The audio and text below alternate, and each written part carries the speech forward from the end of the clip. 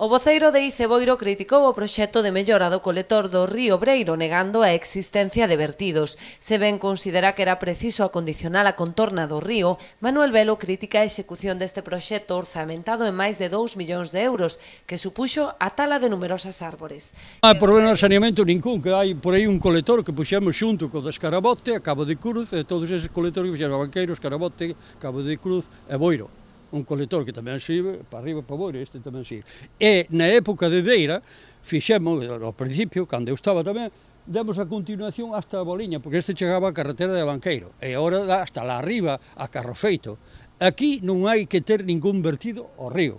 O que pasa é que hai que cuidar as cousas, non se cuidan. É verdad que aquí había que facer un paseo, pero había que facer como o que dixe o de Pontevedra, o dos Gafos, ou como da Armenteira, así. Pero este é un destrozo, está dicindo que vai a plantar 200 árboles. Que nos cortara que estes son autóctonos e nunca plantaron ningún árbol. Dende a Iniciativa Cidadá de Boiro non entenden a urxencia de substituir este colector de fibrocemento, cando din a rede de abastecemento de auga de boa parte do municipio é deste material.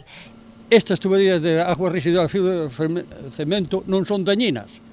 O que é dañino é aos kilómetros de tubería de fibrocemento que estamos bebendo agua en Boiro e que presentamos varias mocións que as temos aquí e que non fai puñetero caso. O alcalde saiu ao paso das críticas da oposición defendendo a necesidade deste proxecto, que acabará con numerosos focos de vertidos urbanos. A actuación contempla ademais a creación dunha zona verde e dunha senda peonil ata a praia de Barraña.